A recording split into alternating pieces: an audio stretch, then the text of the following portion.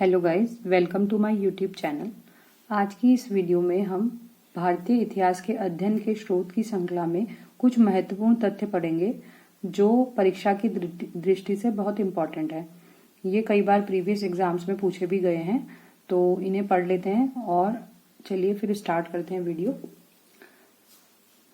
सबसे फर्स्ट है, भारतीय पुरातत्व शास्त्र का पितामह किसे कहा जाता है?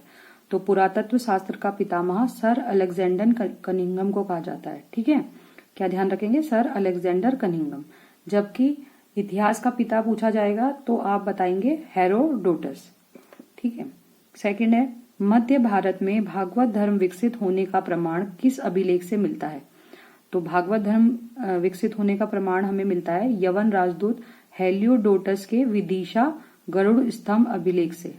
ठीक है, तो ध्यान रखेंगे भागवत धर्म विकसित होने का प्रमाण किससे मिलता है?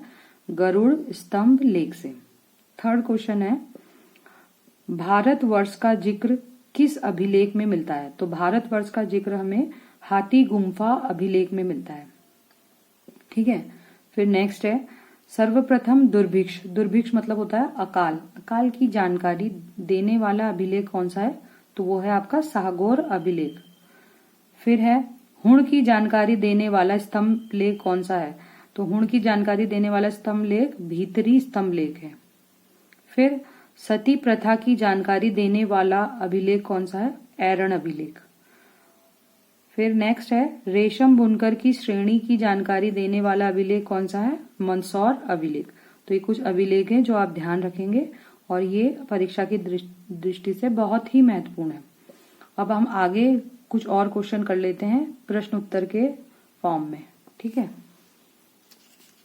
तो ये कुछ प्रश्न हैं जो वेदों से पूछे गए हैं।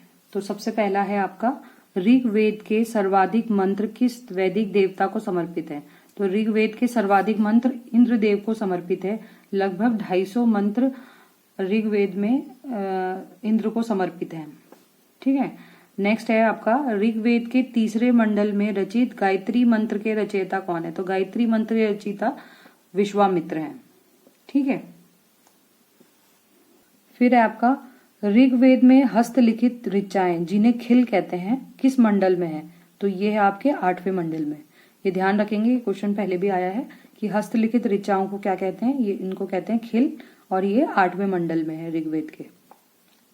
फिर नेक्स्ट है, ऋग्वेद में प्रयुक्त अघन्य शब्द का संबंध किससे है? तो अघन्य शब्द का संबंध गाय से है। ठीक है।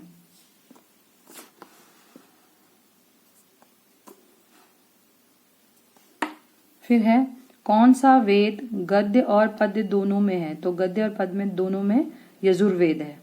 ठीक है। फिर नेक्स्ट है, कौन सा वेद कन्याओं के जन्म की निंदा करता है? तो कन्याओं के जन्म की निंदा आपका अथर्ववेद करता है। फिर सबसे नवीनतम वेद कौन सा है? तो नवीनतम वेद आपका अथर्ववेद है। ठीक है। निम्नलिखित में से कौन सी नदी ऋग्वेद में वर्णित नहीं है? तो ऋग्वेद में सिंधु, यमुना और सरस्वती का वर्णन मिलता है, जबकि पेरियार का कोई वर्णन नहीं मिलता है। फिर नेक्स्ट क्वेश्चन है, ये क्वेश्चन काफी इंपॉर्टेंट है, ये पहले भी पूछा गया है। तो वेद त्रयी में कौन सा ग्रंथ सम्मिलित नहीं है? तो वेद त्रयी में अथर्ववेद सम्मिलित नहीं है, क्योंकि ये सबसे नवीनतम है और पुराने 3 वेद ऋग्वेद, यजुर्वेद और सामवेद, इन तीनों को मिला के वेद त्रयी कहते हैं। ठीक है। फिर नेक्स्ट है आपका, उपनिषद है। उपनिषद क्या है? उपनिषद बेसिकली दर्शन के विषय में, दर्शन मतलब फिलॉसफी के विषय में। ठीक है। तो इस प्रकार आज हमने कुछ महत्वपूर्ण तथ्य पढ़ लिए हैं इतिहास के विषय में। जो टॉपिक हमने पहले कवर किए थे उसके ही कुछ तथ्य थे जो हमने आज इस वीडियो में डिस्कस किए हैं। तो अगर वीडियो अच्छी लगी हो तो guys please like, share, comment and subscribe. इससे मुझे मोटिवेशन मिलेगा और आपको भी ऐसी वीडियो मैं आगे भी प्रोवाइड कराती रहूंगी। Thank you for watching. Bye bye.